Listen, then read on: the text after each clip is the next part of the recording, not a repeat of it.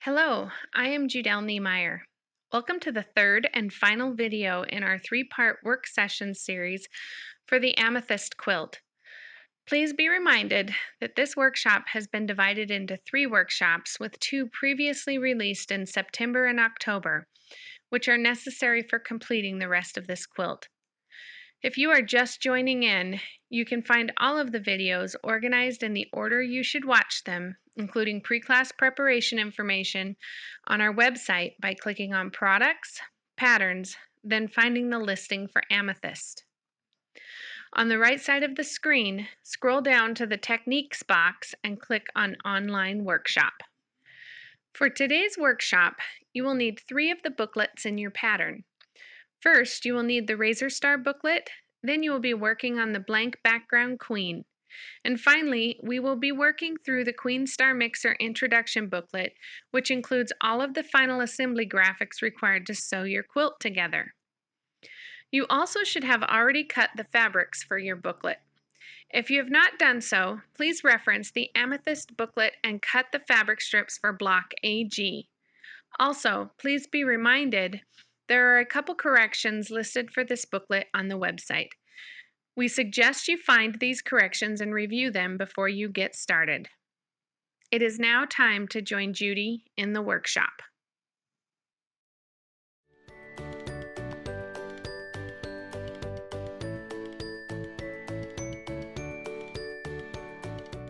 Hi ladies and gentlemen, today we are actually going to go over the Razor Star, which is the very last star series for this quilt, the Amethyst. And I'm going to point out the Razor Star for you, which is this piece right here. Okay.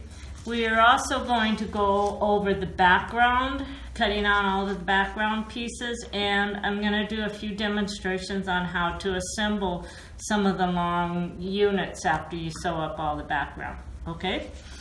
In your booklet, this Amethyst booklet that Judelle set up, it has the cutting instructions for today, and they're a little bit different than what's in your pattern. So we're going to go over that first. And if you look on page 2,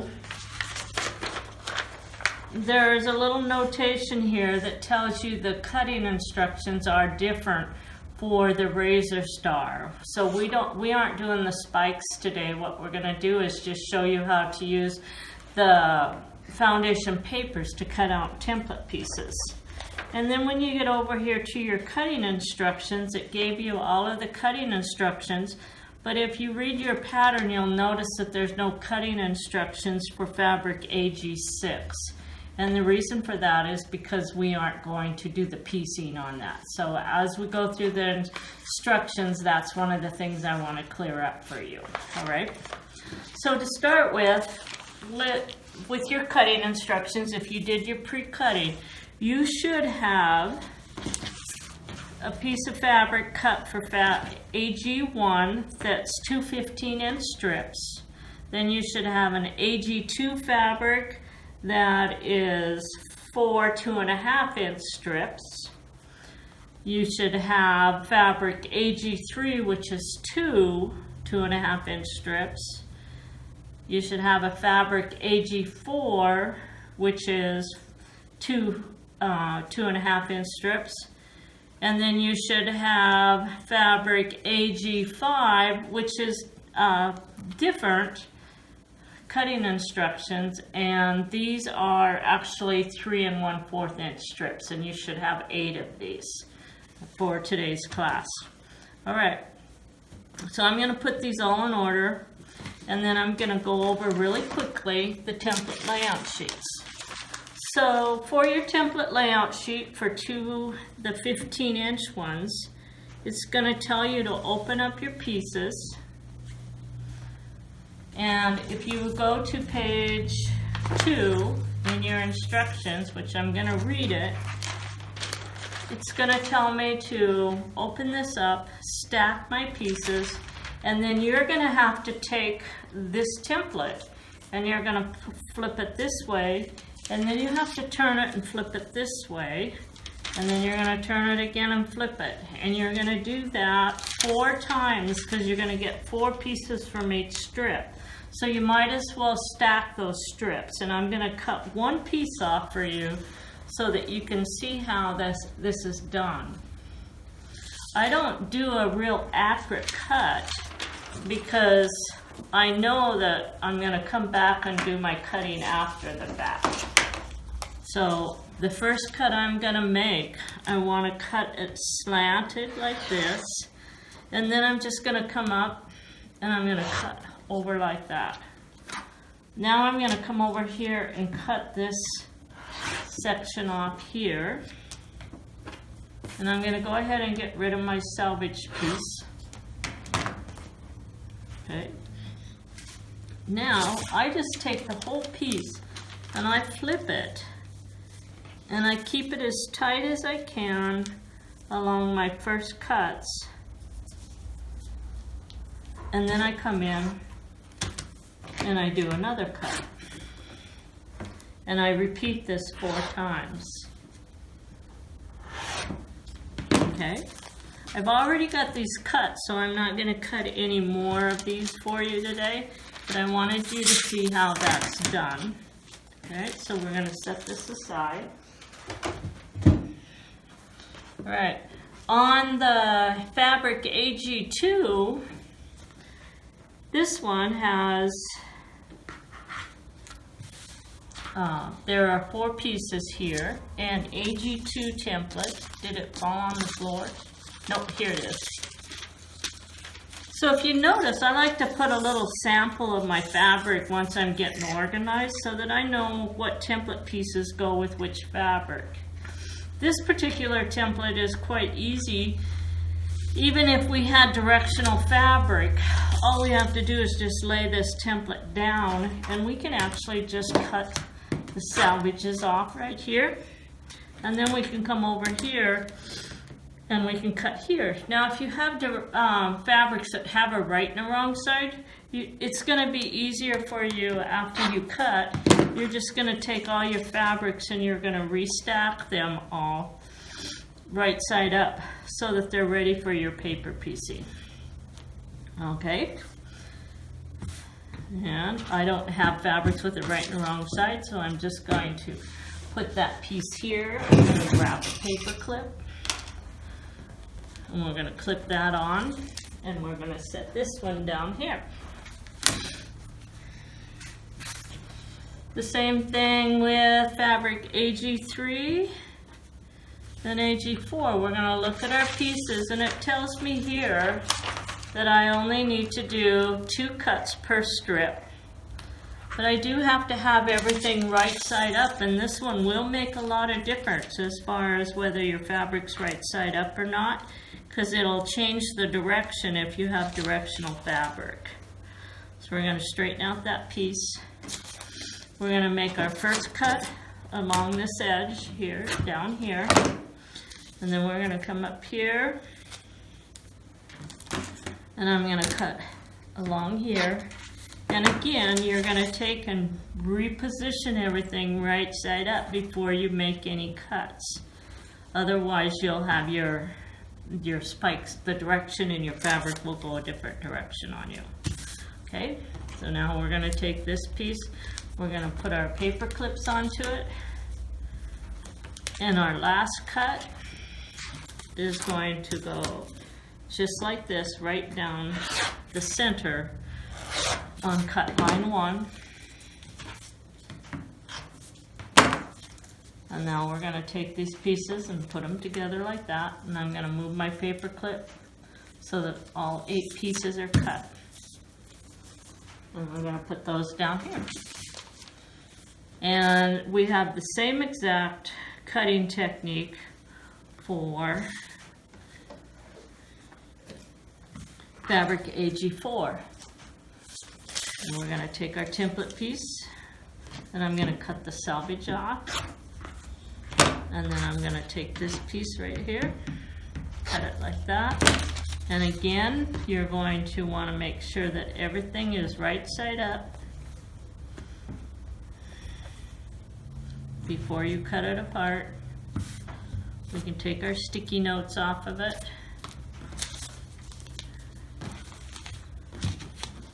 And then I'm just going to put my ruler on and I'm going to cut on that cut line. I don't have to worry about this being perfect. All I need to do is just get these somewhat sliced in 2 pieces, and I keep forgetting to start at the beginning of the fabric. And again, we now have this cut. And we're going to put a paper clip on it. Okay, so the next fabric that we're going to put together here is the one that we're changing the instructions on. So when you cut out your template layout sheets, you should have had these template pieces left over. And these were for the spike units on these units right here. Well, we're not going to use those spikes, so you can actually just take and save these pieces, because someday you might want to do another pattern where you do actually use them. And then we're going to use these as our templates. Now we don't have to cut these up, so again we can just put these back into the pattern and use them for another pattern someday. But all we're going to do is actually glue these onto the fabric strips. And the instructions for this are going on page 7 in your booklet here. Okay? And there's a couple things that I want to bring to your attention on this. There's actually 2 sets of cutting instructions here. The first set of cutting instructions is if you're actually doing 2 or 3 different color options, or let's say probably 4, because it's you're going to want them equal. But if each one of these points was a different color, then you would have to use option 1. Okay? Option 2, actually, if all of your points are the same color, you can move over to option 2, and it will save you a little bit of yardage as far as how you position your pieces.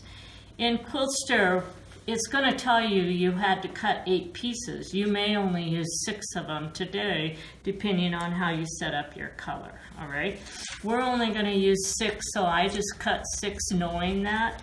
And so I'm going to show you how to set this up. All right? So the first thing you want to do is remember that when you're doing your foundation paper piecing, if you were sewing on here, your fabric is always on this side right here. All right? So when you're all done, this is considered the right side of the fabric. So this is the back side. Okay? So when we put this onto our fabric, we want to make sure that we set these pieces onto the fabric with the wrong side. This is the wrong side of my fabrics, so I want to make sure that this side is glued to that, so that when I cut it out, I have my right side where it's supposed to be. And then all we have to do is put a little bit of glue on the back side of this. And I have some sticky glue on this already, so these should just lay right on there like that. So then I'm going to take one piece right here. Then we're going to take the next one. And remember, I'm putting this on the wrong side of the fabric. And then we're going to take the next template piece. So for the AG3 pieces, I can actually get 3 template pieces on each strip. All right? Since I've already cut this out, I'm not going to do a second strip here. I just want you guys to see how this is actually set up. For the AG2 pieces, I'm going to take a strip of fabric, and I can get 4 pieces on a strip. So that would mean I would only have to have 2 strips here. And I didn't have any sticky stuff on the back of this one, so I'm just going to grab a little bit of glue and place it on here. Again, I have the wrong side of the fabric facing up, and I'm gluing the back side of the paper so that I can see the printed side. And then we're going to put one more on here. Actually, we're going to put 2 more on here. There's my other piece over here. Okay. So We do this a lot when we're actually making different quilts because we can get a lot of different looks.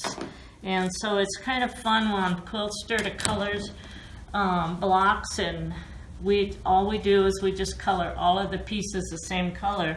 And then when we do our cutting, we have to remember that if we're going to do this as a single piece, not to do the pre-cutting on that in the instructions. So we always go through and put a note in our patterns before we cut, and to remind us as we're going through it. Now what I'm going to actually do is I'm just going to quickly cut these apart like this.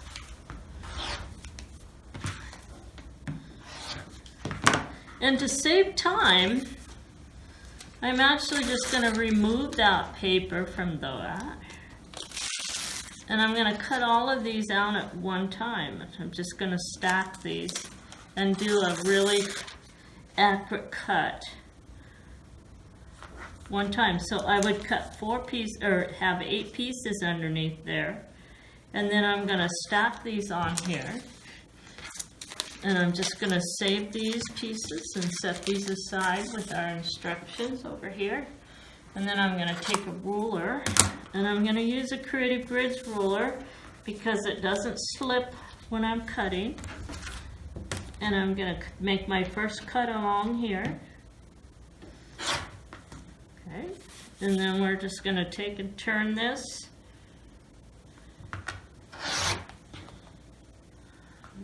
That cut, and before we move it, I'm going to slip just a couple paper clips onto each side just in case the template moves. Then I'm going to turn it around.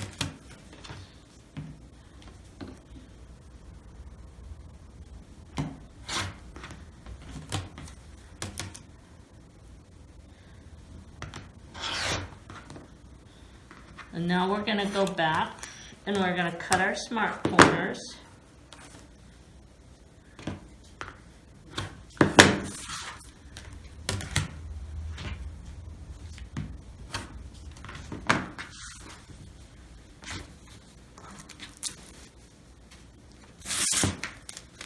And now we have all of our pieces stacked and cut under one template piece. All right, so we're going to set these aside as well.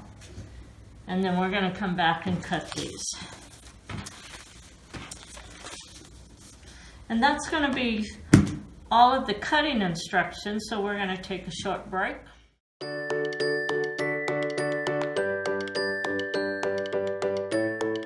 going to get started on our paper piecing. So the first thing we have to do is actually go through the stacking process. And you should have all of your papers cut out. I've already made 4 of these, so I'm just going to go through the last 4 as a demonstration for you. All right, so the first thing we want to do is look at our papers. We want to figure out which one is the last section, which is section 7. And so we're going to find our template piece for section 7, which is right here. You have your sew side. Remember, we always have sew sides and we stack with our sew side. We have section 6 is on top of section 7. We line up the sew side. Section 5 is on top of 6, lining up the sew side. Then we have 4. Then we have section 3. We have section 2. And we have section 1, which does not have a sew side. So the first thing that I want to remind you is when you're doing your paper piecing, the reason why we're stacking with the sew side is so that when you actually fold back the foundation paper, you don't have to figure out which edges fit underneath the paper. All you have to do is just line it up with the sew side, and everything's in position.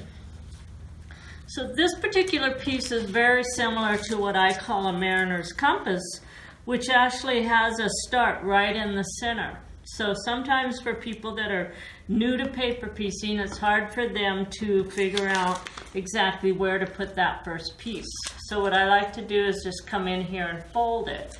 So I'm going to show you on the very first one how I would fold to find my section. I'm going to place my fold template right along the dashed line for line 1, and I'm just going to crease the paper underneath here. And then I'm going to move it over to line 2, and I'm going to crease the paper underneath there. If you have a light table, you can actually put this on a light table and see right through the paper. We're not working with a light table today, so we're just going to fold these sections. Okay, so now I'm going to just take my yellow marker here. This is actually just a highlight marker, and I'm just going to mark this part that I folded so that you guys can see where that first piece of fabric has to set. All right. You can also do that by marking on the top with a dark highlighter, and it'll actually show through if you actually mark all the dashed lines. I like to use the yellow one so it doesn't always show through on the back as well.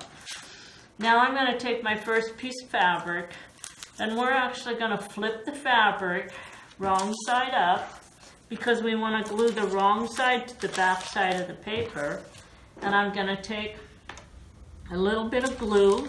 I don't need a lot of glue, so I'm just going to put a little bit, and we're going to take our very first piece, and I'm going to position that, and this is my wrong side, so I'm going to position that right over that section, just like that. Once I get that done, now I can flip it back over, and I can see exactly where to place the next piece.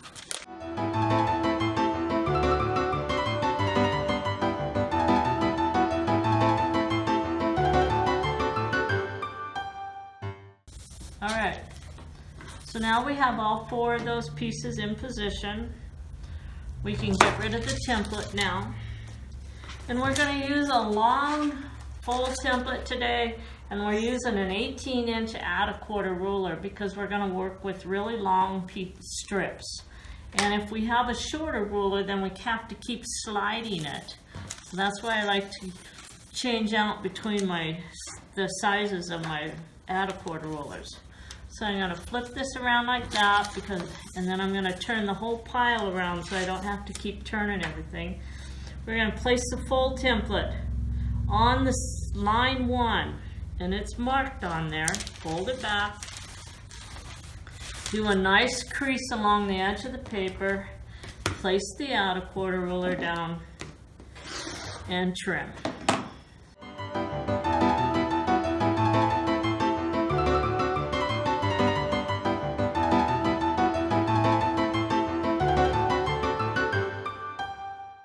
Now I can take all of my pieces and stack them back here on my table.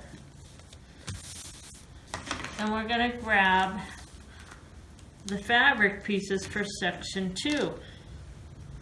So this one is kind of a strange fitting piece. You can tell that it comes down. And so what we have to do is fit that sew side right in here. And sometimes that gets confusing to people. So what I want to do first is bring this first piece over, and we're going to fold it back, and we're going to fold on the dashed lines that surround section 2. And now when I fold it back, I can see where that piece is, and I'm going to place and mark that all the way up, and then mark the end as well. So now when I look at it, I actually can match this section up right here that I'm looking at. And if your paper keeps falling from this, just put a little bit of glue on it. I'm actually going to use my fabric glue stick. That way it doesn't get so sticky. And just temporarily glue that piece. And now if I look, I can actually see exactly where that piece has to fit by matching it up to the paper. And after I know that, then I can pick up my first piece of fabric, and I can actually stack it on top, and then I'm going to pick up this piece, and I'm going to figure out exactly where I need to be, and all I need to do is poke a hole. So I poked a hole right here because that's really the only mark I need. So now that I know where that hole is, then I can come down and find my mark on the paper and position this piece right where it needs to be. And I'm going to slide it down until everything falls in position.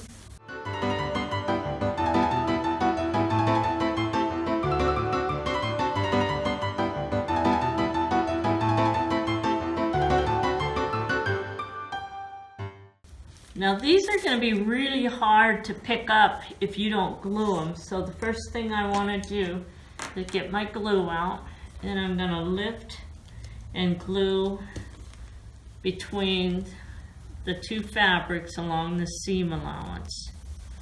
And I'm going to press that fabric together.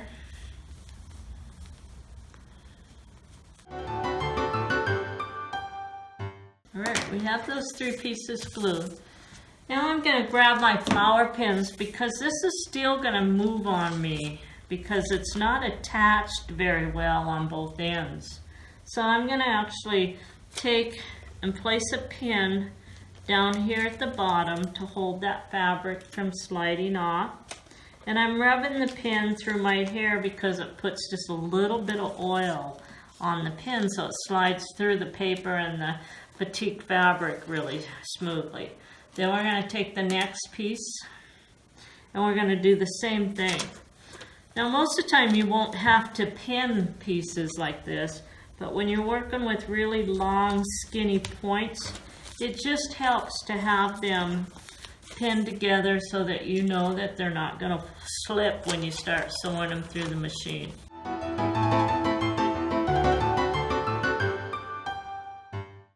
Okay. So I have all four of my pieces. Now I'm ready to go to my sewing machine. And we're going to set up our stitch length. And we're going to go down to about a 1.9 on this little machine. When I'm sewing with really long seams like this, I don't like to get my stitch length really tight because it has a tendency to pull and gather the fabric. And so the piece begins to get smaller. So I like to leave my stitch length more at 1.9 or even at 2 depending on what your machine is. On this piece we're going to start sewing where I poke that hole right there at the bottom of line 1. And I'm going to start about 2 to 3 stitches before that dashed line. And we're going to set the machine down and we're going to sew.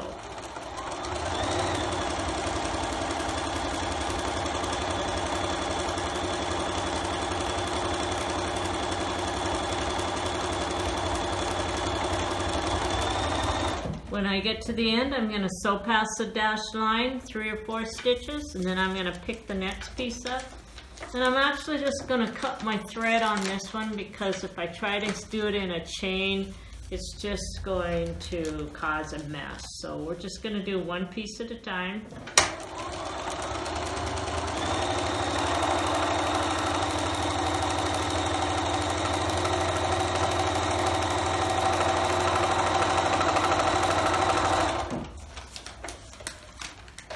Okay, now what I want to do is I'm going to stop. I'm not going to make you watch me do all the paper piecing. So I'm going to set these aside. We're going to go to my iron and I'm going to show you how to press these points. Okay, first of all what I want to do is I'm just going to press the back side of this fabric just a little bit because it's such a long seam and it has a tendency to gather. Normally when I'm doing paper piecing, I don't worry about setting that seam, but it always seems to help a little bit when we're working with really long pieces. Now I'm going to fold this open and I'm actually going to take my finger and finger press that seam before I hit it with an iron so that I get a really crisp open seam. I don't want to get any folds into that, and when you finger press that really helps to open up that seam. So again, we're going to finger press and make sure that I don't have any little folds in that. When you're working with a really long point, if you accidentally get a little fold along these points on something like this, it could make a difference of your point when you're done sewing at anywhere from an inch to a half an inch. And so if you don't want that to show, you need to make sure that that's pressed open really, really nice. So now we're going to go back. We're back. And we're going to open up one of these, and I'm going to show you how I like to work with this, because I don't like all of this fabric hanging over the edge. So I like to come in and stack my pieces and just try to cut off a bunch of that excess, and it really makes it a lot lighter to work with. Now we're going to go to line 2. I've sewn through that seam allowance, and I have a stitch that's about this long that goes through that seam allowance. So I'm going to have to tear my paper back quite a bit. So I'm going to hold on to my paper here, and then I'm going to grab the fabric and I'm going to tear that back, lift it, get the threads out of the way so that it lays down like this, right? So I want you guys to see just a little bit how that's done. So you're going to have a big tear there. Don't worry about it. It's paper, and it's just, that's why we use it, is to tear it off. Now I'm going to put my add a quarter ruler on, and we're going to cut the full length of that to get our seam allowance.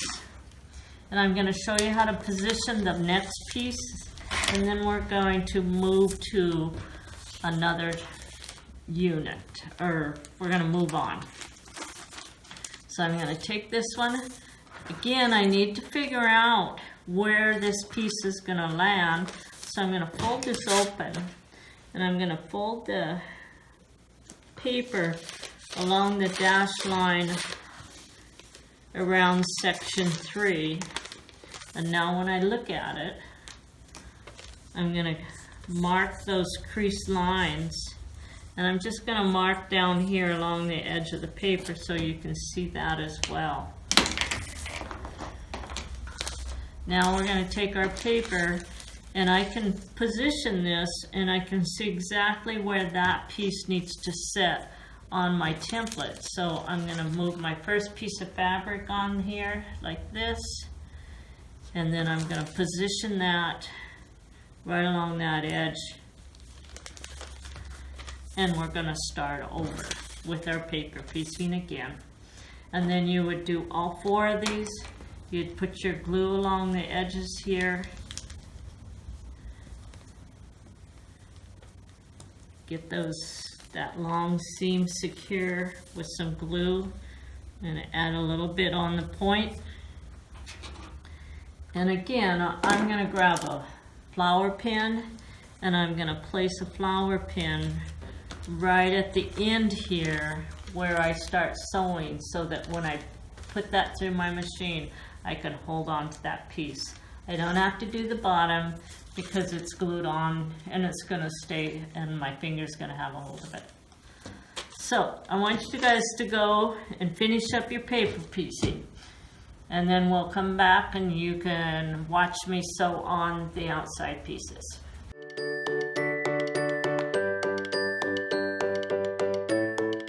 Alright, we're at our next part here, and this is actually on what we're going to do is assemble the block, okay?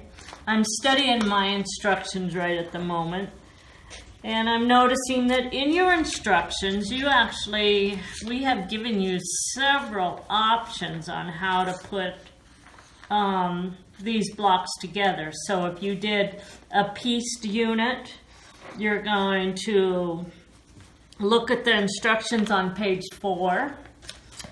And then there's some optional ways to lay it out on page 6.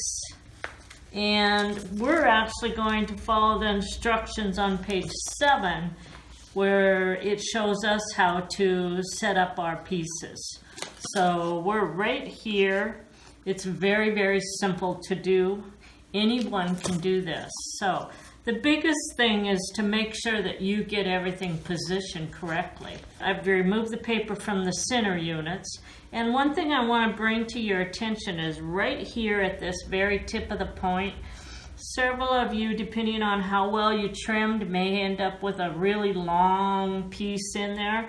I usually just take and trim that piece back a little bit, because when you put it on the quilting frame, if you don't get that trim back, that excess, sometimes it'll fold over and shadow on you. So just clean off that really long point there a little bit.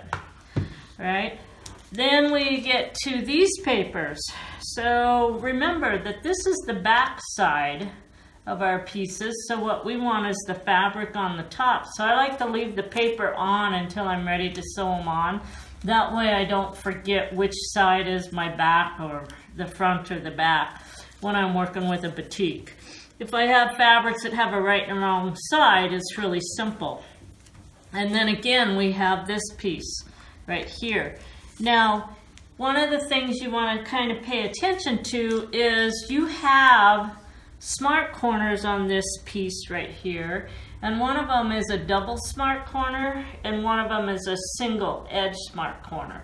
And what you want to do is you want to make sure that this double one is at the top. So when we position it here, and a good way to make sure that you're doing this right is if I flip this over like this, this would show me how the papers go, because that'll put all of my spikes, the shadowed spikes, to the inside. So now I know that I've got this positioned right. Another hint I'm going to tell you is right here on this seam, right here, I'm actually going to fold that back like this and clip that off, because it's so close to the tip that I may catch it with my seam allowance. So if I fold these back like this and clip those off, then I don't have to worry about having double seams inside the tips where we sew the units together. All right, so now I'm going to just take these pieces and I'm going to flip them all back over like this. And this piece is going to go like that. And I'm going to turn it sideways. And my very first piece, I'm going to bring this. And this is my sew side, and I'm going to match the two smart corners.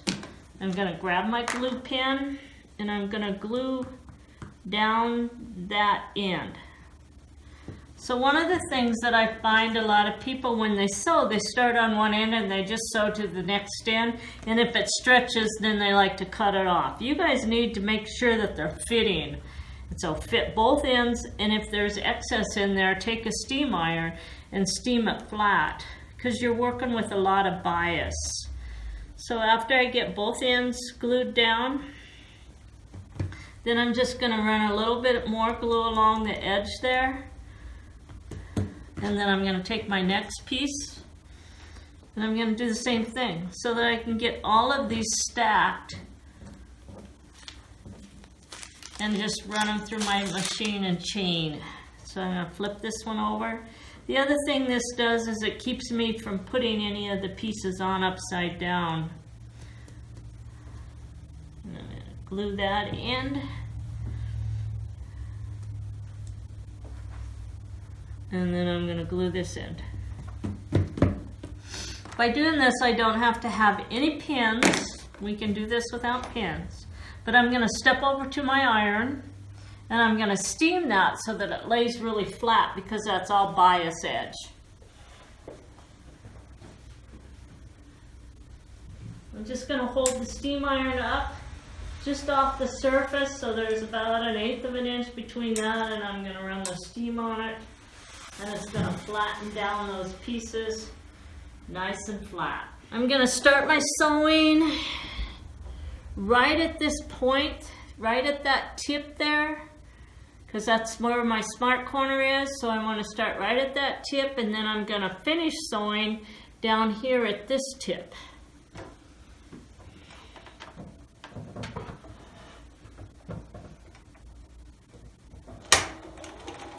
if you still have your stitch length set for paper piecing, you probably are going to want to loosen that up right now, because if that stitch is too tight, it's going to gather up your bias edge.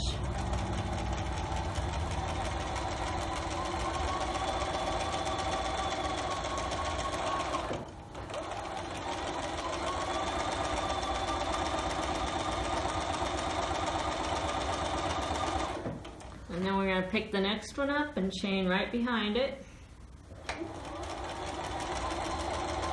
Don't sew really fast with these because you got a lot of seams you got to go over, and every time you go over a seam, your pressure foot will kind of wobble, and you want nice straight edges here. So just slow down, and when you go over the seam, keep it straight.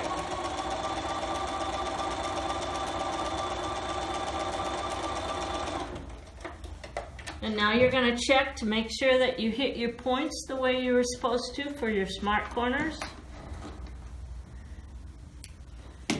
Now we're going to step over to the iron.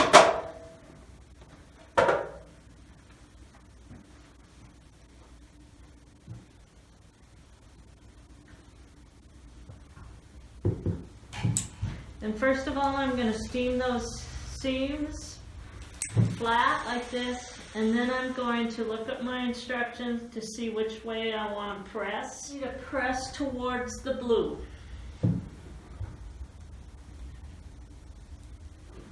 Then we're going to grab the next one.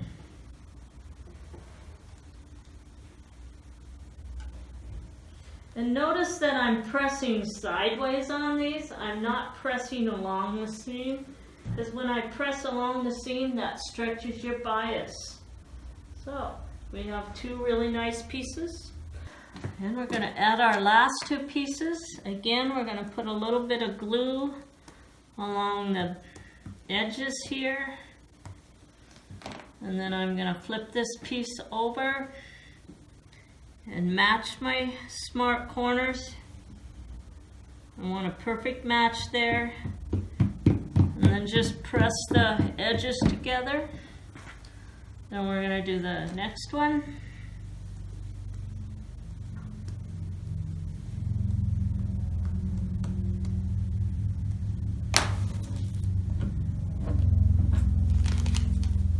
Pull this off of my fabric, or my paper.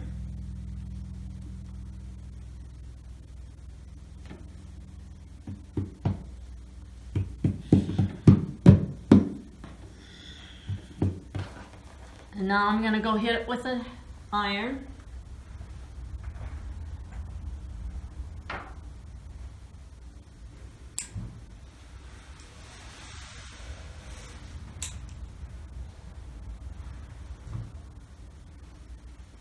See how nice and flat that lays?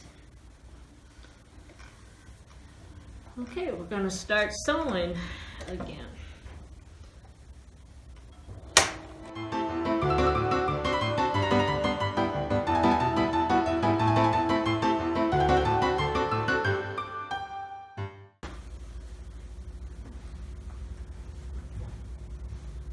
We're going to press our seams.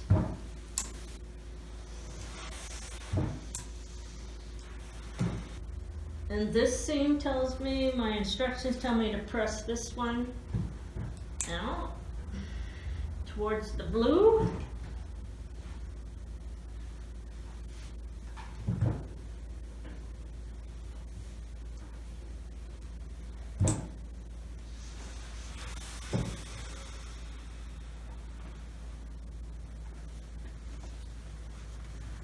And there's our block.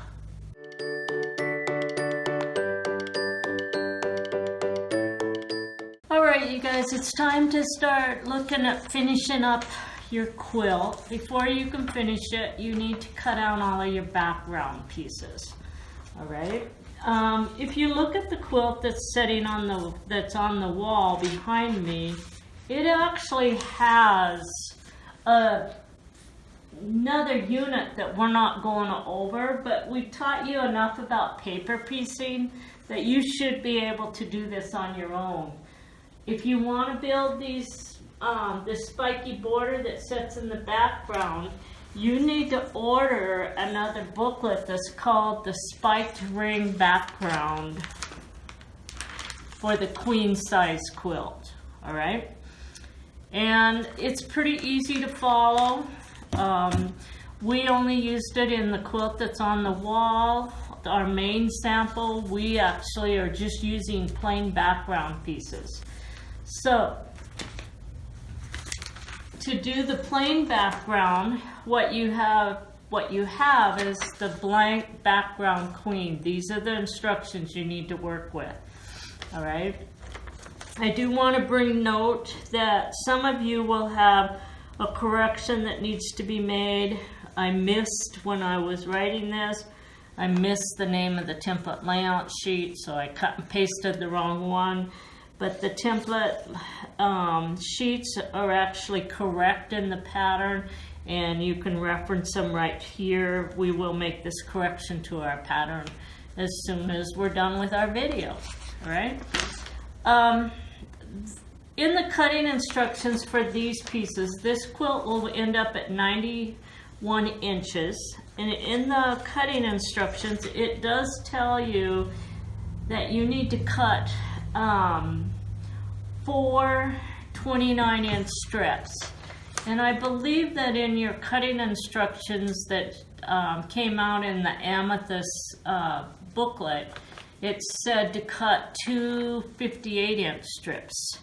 So you're going to complete the sub-cutting. What you're going to do is we need 2 layers for the left side units, and we need 2 layers for the right side unit. You're going to have to open up your fabric and stack them on top of each other. Go ahead and cut all of your templates out. And when you look at what I've done a layout here for you, which is the same exact layout as what's shown in your instructions. So you shouldn't have a hard time making these fit.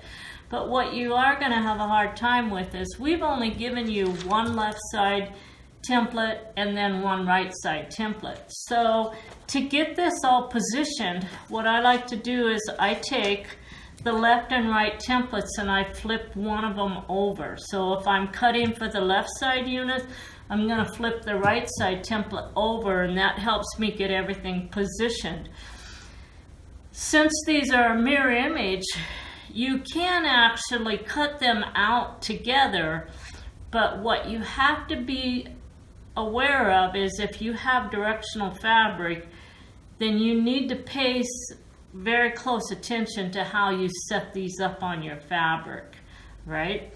The other thing that you need to be aware of is if you use the left and right templates to cut everything out at one time, note that all of the registration lines that are on these pieces are actually in different positions.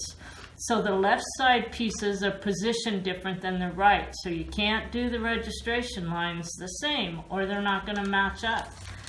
Okay. The other thing is if you're using a batik, it's really easy to flip your batiks over and sew the left side units onto the right side of the quilt. So you want to pay attention to the back instructions, and it tells you how to put these on and assemble them in your quilt, and realize that this is the right side of the quilt after all the blocks are sewn up. So this is going to be from looking at the right side of the fabric. All right. And a couple other things I do want to note is on the smart corners on these papers were actually set up to match up with if you add the queen size extended border to make this to turn this quilt from 91 inches to 100 inches. So the smart corners were actually designed to match up with that next set of templates. What I did here is, because they don't match up just lining up with themselves, what I did, and we will make that correction because we can make it to work for both ways. I actually use this ruler, and it's called the Deluxe Corner Trimmer ruler by Marty Michelle. And on that, there's a 45-degree double cut corner for a smart corner. If you actually use this ruler, you can actually cut each one of your papers and your fabric, and then they'll match up with each other when you're sewing them together. Plus, they'll still match up to the outside border. All right. So sorry we didn't notice that when we published these, but we should have put a double corner on that instead of a single corner. And the Marty Michelle ruler will give you what you need to make those fit. All right. If you don't have a ruler and you can't get one, then just offset them a little bit as if you had a double corner, and they'll still go together really nice. You won't have any issues. All right. The other thing I want to bring to your attention when you're setting this up, so if we look, we have TRP lines, TRP lines, TRP lines, and then on the outside edge we also have some TRP lines. If you're not putting on the extended border, you don't need to sew those TRP lines. And so I have that drawn on this piece right here. So you need to look at your pieces and figure out which edge is going to go along the outside of your quilt. And then you can just mark that you don't have to sew that line unless you're doing the extended border. These other TRP lines are really important when you're sewing these up, because all of this fabric along this edge is bias and all of this is bias. And so when we start to assemble these pieces, if you just start sewing here and down here, you could end up with 5 inches or 6 inches of stretch in there that you can't get your piece together. So having these registration lines that you actually match up when you sew up the two sides makes a world of difference. You just put pins in those places, and now you know that you have to sew between the lines and make everything match. All right. When I cut these out, I use a glue pen, and this is actually a restickable glue pen. And what I like to do is just put it onto the back side of the template, and then I can lay it down onto my fabric, and then I can cut around it, and I do a rough cut, and then I flip it around and I stack the 4 pieces under and come back and do the final cut that actually fits the size of the template. As I'm cutting each edge, after I get the edges, then I'll come back after I get the edges, and I'll actually put these paper clips along the edge. And I have some pieces cut on this one, but I like to have paper clips along here to keep those edges together. So you should just clip the edges together before you cut the next one. All right. And I think that you guys should be able to read the directions on these pieces and get them cut out without too much effort. All right, it's just going to take a little bit of time, and you need a big table in order to get it mapped down onto your fabric.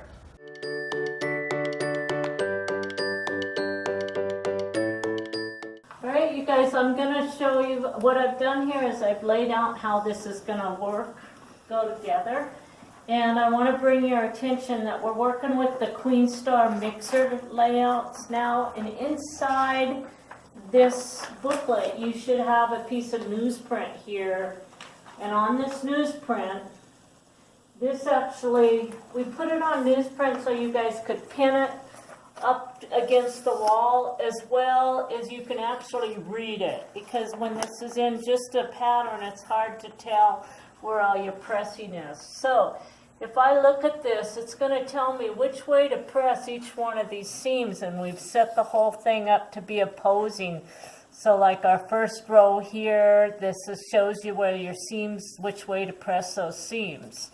Okay, after you get these first pieces done, then we go back and we start assembling it into rows, and again, it's going to have you do your pressing.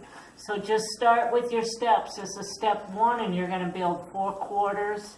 This is graphic number 3, which is step 2. And then you're going to have your step 4, which is going to put it into 4 squares. And then you're going to assemble the 4 squares. All right? So if you look at this, we have our pieces set up. What I like to do when I'm sewing a quilt together is actually stack all 4 of these pieces together, all 4 of these, all 4 of these, instead of getting up and down, because if I get up and down and try to just do 1/4 at a time, I always make mistakes and put all of my pieces upside down. So it's a lot safer when I stack my units to make sure that they go together.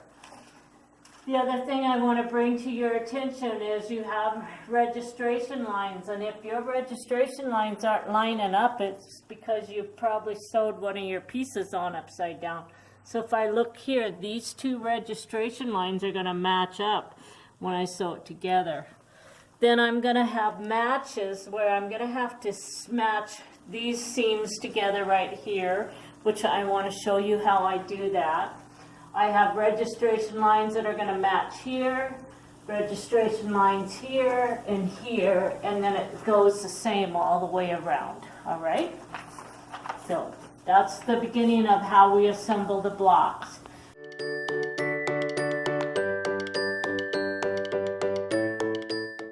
Okay, what I want to do right now is show you guys how to pin and put this together. So I'm going to grab a glue pen really quick here. And I've got all 3 of the pieces, strips in this 1/8 of the quilt. And I'm going to flip this piece wrong side up onto here.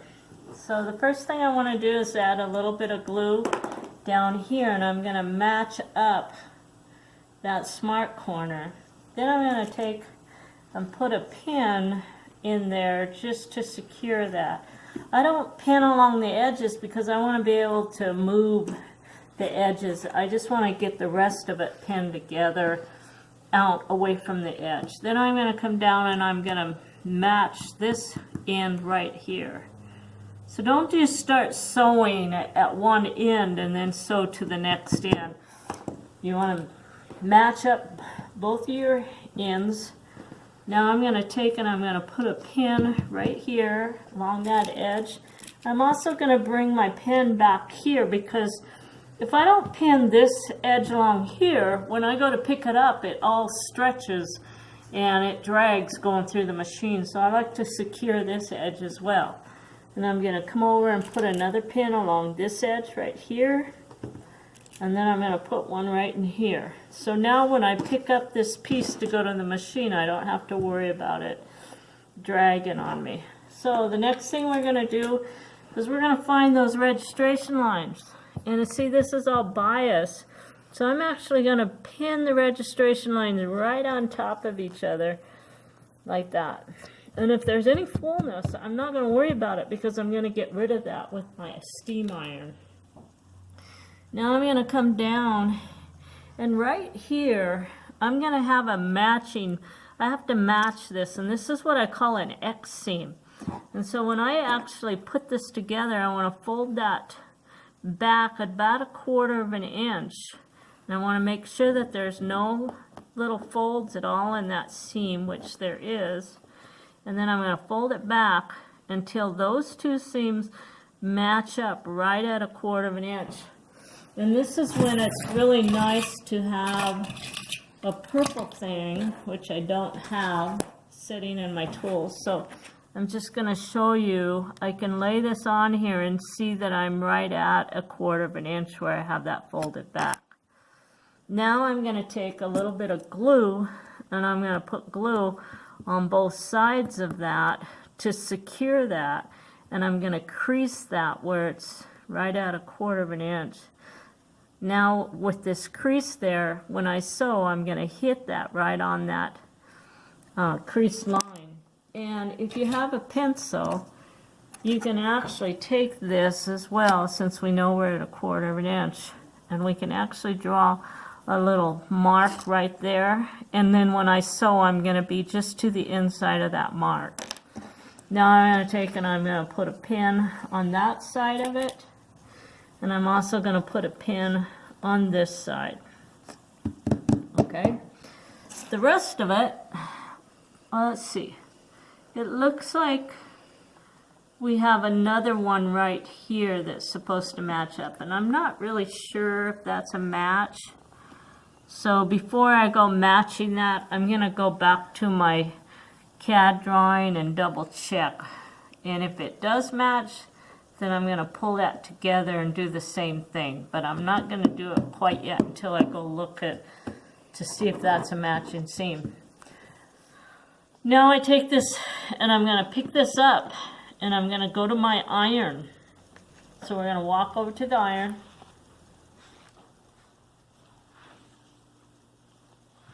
And I'm going to take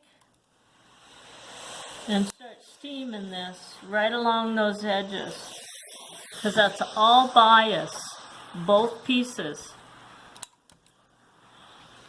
I'm going to have to move my iron because my cord doesn't want to follow me. It's such a long piece.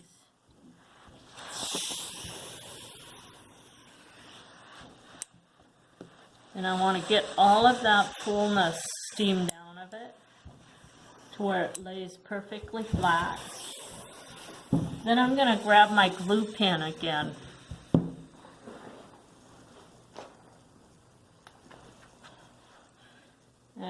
Pick up along the edges here.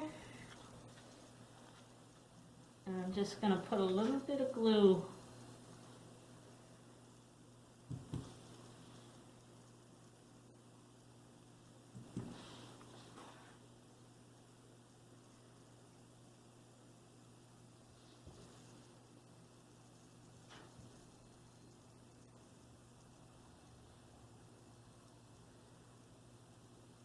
It's now time to sew the long seams together. Don't forget to set your machine to sew a 1/4 inch seam allowance if that hasn't already happened. You can start at either end, although we generally start at the center and work to the edge. Complete the seams in the order shown on the layout page and reference the diagrams for the direction we recommend you press the arrows. Remember, the diagram shows the front side of the quilt. Complete the final seams by sewing the 4 quadrants together. At the center, reference the final pressing graphic on page 6 of your instructions for the Queen Star Mixer booklet.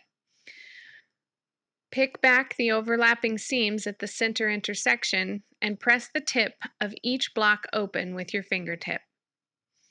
If you do not plan to have the quilt quilted for a while, you may consider adding a stay stitch around the outside edge of the quilt, about 1/8 of an inch in from the edge. This will help minimize stretching and keep all of your seams from backing apart. Remember, there are a couple border options you might consider if you want to make your quilt bigger. First, you could add a solid border and simply purchase enough yardage to cut a 102-inch strip, then miter the corners and trim it to the exact size of your quilt. You can choose to make this as wide as you would like. This is the way that Judy chose to finish off the sample that she was making during the workshop, and the information is included on your kitting handout if you are interested. You may also choose to add a 2-piece queen border. In this case, you will follow the second layout sheet in your pattern, LP26, and sew the borders on as directed in the instructions. Thank you for joining us to make the Amethyst quilt pattern. We hope you enjoyed this 3-part series and have learned more about Quiltworx designs, Quiltster, and paper piecing in general. Be sure to subscribe to our YouTube channel for notifications of future Quiltworx-related video content, including select pattern workshops, product information, and tips and tricks from our certified instructors and Judy. We appreciate you tuning in and look forward to more online teaching opportunities in the future.